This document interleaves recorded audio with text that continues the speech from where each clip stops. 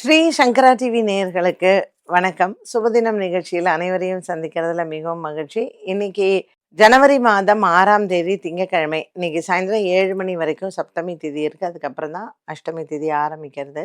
So இன்னைக்கே நம்ம அஷ்டமிக்கான ஒரு பைரவரை போய் வணங்குறதோ, இல்லை அஷ்டமியில் வீரபத்ரரை வணங்குறதோ கூட இன்னைக்கு பண்ணலாம். சரி, எந்த ராசிக்காரர்கள் இன்னைக்கு என்ன பரிகாரம் பண்ணலாம், எங்கே போய் வணங்கலாம்ங்கிறத முதல்ல பார்க்கலாம். அதை தொடர்ந்து நமக்கு ஒரு கேள்வியும் உண்டு. மேஷராசி அன்பர்களுக்கு இன்னைக்கு கிரக நிலைகள்ல எந்த மாற்றமும் கிடையாது. சந்திரன் 12ல தான் இருக்காரு, மீனத்துல ராகுவோட சேர்ந்திருக்கிறார். ஸோ மேஷராசிக்காரர்களுக்கு அலைச்சல்கள் இருக்கும், செலவுகள் இருக்கும். இன்னைக்கு ஒரு வீக் பிகினிங் 6ஆம் தேதி. புதுசாக வேலைக்கு போகிறவங்க இல்லை ஒரு ஹாலிடே எல்லாம் முடிஞ்சு இன்னைக்கு இந்த ஃபர்ஸ்ட் வீக்கில் போய் ஜாயின் பண்ணுறவங்களாம் நிறைய பேர் இருப்பாங்க. அதனால் ஒரு நியூ இயர் செலிப்ரேஷன் கூட இன்னைக்கு இருக்கலாம். மேஷராசி அன்பர்களுக்கு இன்று செலவுகள் கண்டிப்பாக உண்டு. அண்ட் இந்த வருடம் ஒரு ஒரு வருட பிறப்பில் நமக்கு ஏதாவது ஒரு சின்ன நல்ல விஷயம் நடந்தாலே சகுனம் அப்படின்னு சொல்லுவோம் இல்லையா? ஸோ அந்த மாதிரி மேஷராசினியர்களுக்கு இன்னைக்கு நிறைய நல்ல சகுனங்கள், இந்த வருடம் எனக்கு பிரைட்டாக இருக்குது அப்படின்னு சொல்கிற மாதிரி பல விஷயங்கள் இன்னைக்கு உங்களுக்கு நடக்கும். அது எல்லாமே பாசிட்டிவ் விஷயங்கள் தான். ஸோ இந்த ஒரு ஹாப்பி நோட்டோட இன்னைக்கு நீங்கள் உங்கள் வேலைகளை எல்லாம் தொடங்கலாம்.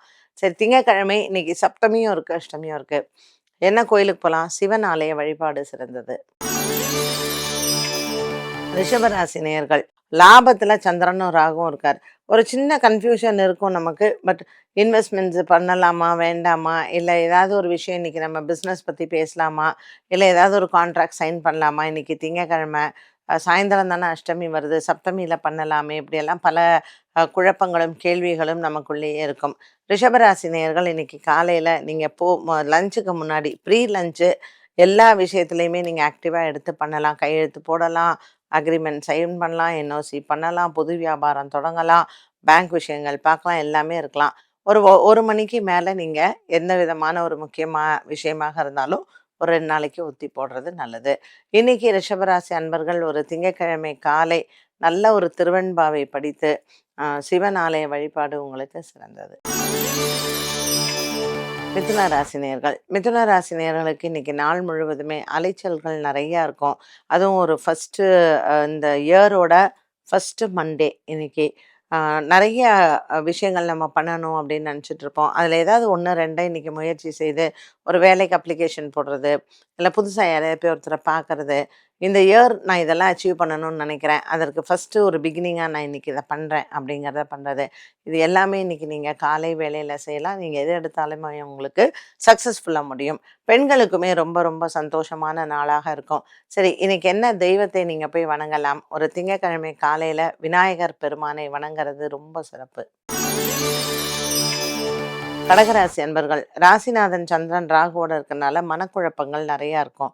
இன்னைக்கு அவசியம் திங்கட்கிழமை சோமவாரத்தில் சிவனுக்கு போயிட்டு ஒரு அபிஷேகம் பண்ணுறதோ அல்லது வில்வத்தில் அர்ச்சனை பண்ணுறதோ உங்களுக்கு மனக்குழப்பங்களை குறைக்கும்.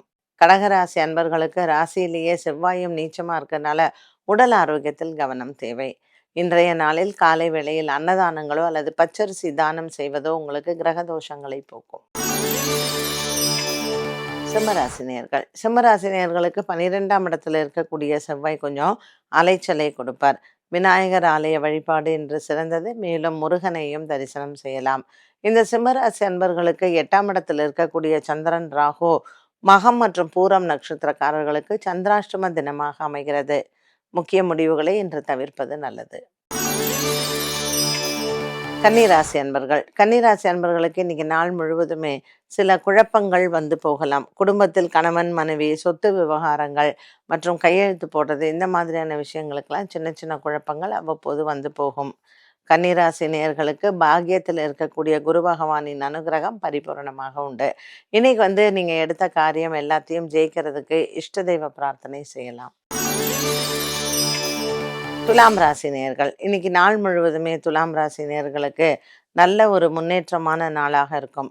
பல ஆண்டுகளாக உங்களுக்கு இருந்து வந்த சில கஷ்டங்கள் இல்லை குடும்பத்தில் இருந்து வந்த பிரச்சனைகள் முடிவுக்கு வரும். துலாம் ராசி நேயர்களுக்கு இன்று நாள் முழுவதுமே நல்ல ஒரு ஆரோக்கியமான நாளாக அமைய முருகப்பெருமானின் வழிபாடு சிறந்தது. கடன் பிரச்சனைகள் தீரவும் புதிய கடன் முயற்சிகள் வெற்றி பெறவும் இன்று வீரபத்ரரை வணங்கலாம். விருச்சிக ராசி நேயர்கள் விருச்சிக ராசி நேயர்கள் இன்று மாலை நேரத்தில் பைரவருக்கு போயிட்டு மாலை சாத்தி அர்ச்சனை பண்ணலாம். செவ்வரளி மாலை சாத்துறது ரொம்ப விசேஷம். இந்த விருச்சிக ராசி அன்பர்களுக்கு பல ஆண்டுகளாக இருந்து வந்த குடும்ப பகை தீரும். புதிய நண்பர்களின் வருகை உங்களுக்கு சந்தோஷத்தை தரும். இந்த நாள் உங்களுக்கு மேலும் சிறப்பாக அமைவதற்கு குலதெய்வ பிரார்த்தனை செய்வதனால் நல்ல ஒரு மாற்றத்தை பெறலாம். தனுசு ராசி நேயர்கள் இன்னைக்கு நாள் முழுவதுமே தனுசு ராசி நேயர்களுக்கு உற்சாகமான நாளாக அமைகிறது. 8ஆம் இடத்துல இருக்கக்கூடிய செவ்வாயின் சஞ்சாரம் இந்த தனுசு ராசி நேயர்களுக்கு கணவன் மனைவியிடையே சின்ன சின்ன மனப்போராட்டங்கள் அவ்வப்போது வந்து போகும்.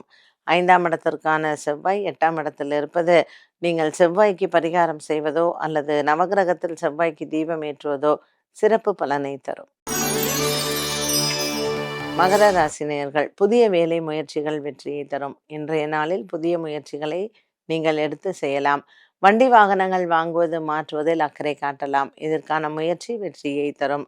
மகர ராசி நேயர்களுக்கு இன்றைய நாளில் உங்கள் நண்பர்களுக்காக செலவு செய்வதோ அல்லது அலைச்சலையோ தவிர்க்க முடியாத ஒன்றாகும். மகர ராசி அன்பர்கள் இன்று சோமவாரத்தில் விநாயக பெருமானையும் சிவபெருமானையும் வணங்க எடுத்த காரியத்தில் வெற்றிகள் உண்டு. கும்பராசி நேயர்கள் இன்னைக்கு நாள் முழுவதுமே கும்பராசி நேயர்களுக்கு நல்ல ஒரு மன நிறைவான நாளாக இருக்கும். நீண்ட தூர பிரயாணங்கள் ஒரு சிலருக்கு நன்மையை தரும். இன்று புதிய ஒப்பந்தங்கள் எடுப்பதோ அல்லது ஒப்பந்தங்கள் கையெழுத்திடுவதோ வியாபார தொடக்கமோ காலை நேரத்தில் செய்ய உங்களுக்கு வெற்றிகள் உண்டு. பைரவரை மாலை நேரத்தில் சென்று அர்ச்சனை செய்து வர அஷ்டமி திதியில் உங்களுக்கு வெற்றி கிடைக்கும். மீனராசி நேயர்கள் இன்று நாள் முழுவதும் மீனராசி நேயர்களுக்கு நல்ல ஒரு மன நிறைவும் சந்தோஷமும் தரக்கூடிய நாளாக அமைகிறது. பல நாட்களாக இருந்து வந்த ஒரு குடும்ப பிரச்சனை இன்றைய நாளில் உங்களுக்கு தீரும். இன்று குடும்பத்தில் ஏற்படக்கூடிய முக்கியமான முடிவு உங்களுடைய வாழ்க்கையில் பல திருப்பங்களை தரக்கூடியதாகவே அமைகிறது. மீனராசி அன்பர்களுக்கு நீண்ட தூர பிரயாணங்கள் இன்று ஆன்மீகம் சம்பந்தப்பட்டதாக இருக்கும். இன்றைய நாளில் நீங்கள் இஷ்ட தெய்வ பிரார்த்தனையும் குலதெய்வ பிரார்த்தனையும் செய்யலாம். 12 ராசிகளுக்கும் உண்டான பலன் மற்றும் பரிகாரத்தை பார்த்தோம். இந்த நாளுக்கான கேள்வியை பார்க்கலாம். வியாபாரம் செய்பவர்கள் எந்த நாளில் எந்த ஊரையில் தங்களுடைய ஜாதகத்தை அடிப்படையாக வைத்து எந்த காரியங்கள் செய்யலாம்? பொதுவா இது ஜோதிடம் எல்லா துறைக்குமே சில நுணுக்கங்கள் சொல்லிக் குடுத்துருக்குது. ஜோதிடம் என்பது முற்றிலும் உண்மை. கிரகங்கள் எந்த அளவுக்கு நமக்கு சாதகமா இருக்காங்கங்கிறது நம்மளுடைய ஜாதகம், தனிப்பட்ட ஜாதகத்தை பொறுத்து. ஸோ ஒரு பிஸ்னஸ் பண்ணணும், இல்ல நான் ஆரம்பிக்கலாமா வேண்டாமா? எனக்கு இந்த துறை நான் பண்ணேன்னா எனக்கு நல்லா வருமா இல்லையாங்கிறத ஃபர்ஸ்ட்டு உங்க ஜாதகத்த போய் பாருங்க. அதுக்கு எப்படி இருக்கணும் ஜாதகத்துலன்னு பார்த்தீங்கன்னா, உங்க லக்னத்திலிருந்து 10வது பாவம். அந்த 10வது பாவம் தொழில் ஸ்தானம்னு சொல்றோம். அதுல பாப கிரகங்களோட ராகு கேது இருந்தால், இப்ப சூரியன், சனி, செவ்வாய், ராகு, இல்ல சூரியன், சனி, ராகு இப்படிப்பட்ட கிரகங்கள் இருக்கும்போது உங்களால ஒரு ஸ்மூத்தா பிஸ்னஸ் பண்ணவே முடியாது. நீங்க வேலைக்கு போனாலும் பிரச்சனை இருக்கும், பிஸ்னஸ் பண்ணாலும் பிரச்சனையா இருக்கும். ஸோ நீங்க அந்த மாதிரி ஒரு தொழில் ஸ்தானம் நமக்கு சாதகமா இல்லை அப்படிங்கும் பொழுது, மனதிடத்துடன் பரவால்ல, எது வந்த போதிலும் எனக்கு கவலை இல்ல. நான் என்னுடைய இலக்குல கரெக்ட்டா இருக்கணும். நான் வெற்றி பெற்றே ஆகணும் அப்படின்னு சொல்றவங்களுக்கு, ஜோதிடத்தில் சில விஷயங்கள் ரொம்ப ரொம்ப உறுதுணையாக இருக்கும். எப்படின்னு பார்த்தீங்கன்னா, இப்போ ஒரு வியாபாரம் பண்றோம். ஆனா நமக்கு ஜாதகத்துல சாதகமா இல்ல. அப்ப எந்த நாள்ல நான் அத ஆரம்பிக்கணும்? எனக்கு எது சாதகமா இருக்கும்?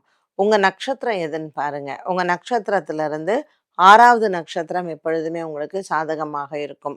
ஸோ உங்க நட்சத்திரத்திலிருந்து என்னைக்கு அந்த 6வது நட்சத்திரம் வருதோ, அந்த நாள்ல நீங்க அந்த இத ஆரம்பிக்கிறதுக்கு ஒரு இது ஃபார்ம் ஃபில் பண்றதோ, இல்ல லெட்டர் எழுதுறதோ, இல்ல யாரையோ போய் பார்க்கறதோ இது பண்ணுங்க.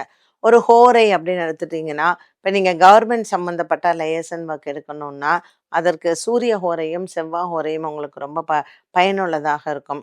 இப்ப வியாபாரமே பண்றோம். வியாபாரத்துல எத்தனையோ வகைகள் இருக்கு. அதற்கும் இந்த கிரகங்களினுடைய ஹோரை நமக்கு ரொம்ப ரொம்ப உறுதுணையாக இருக்கும். ஸோ இந்த மாதிரியான நமக்கு ஜாதகம், ஜனன ஜாதகத்தில் தொழில் ஸ்தானம் வீக்கா இருக்குன்னா, ஜோதிடத்தில் இருக்கக்கூடிய இந்த நுணுக்கங்களை நீங்கள் கைப்பற்றலாம். ஒரு பஞ்சமி திதியில ஆரம்பிக்கிறது உங்களுக்கு ஓஹோன்னு வரும்.